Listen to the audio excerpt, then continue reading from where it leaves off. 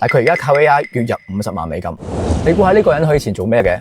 其實佢以前咧係一個普通嘅工程顧問，佢自己本身咧係完全唔識得編程嘅，但係佢而家靠 AI 月入50萬美金。呢個主角咧，佢以前係搞網站，但係佢最頭痛一件事係乜嘢嘢咧？就係佢要請人去寫稿，佢覺得又貴又慢。咁去到 AI 出現嘅時候咧，佢又發現啲人用 ChatGPT 寫啲文案出嚟嘅話咧就好 AI 化，結果裏面嘅內容咧係全部俾 Google 發現係用 AI 寫出嚟啊！咁所以佢個權重咧就俾 Google 去到降權咗啦。咁創辦人佢就睇準咗呢一個咁嘅商機啦。咁佢自己咧就整咗一個 AI 嘅工具出嚟。咁呢個 AI 嘅工具咧就係負責幫內容創作者去檢查一啲 AI 嘅痕跡。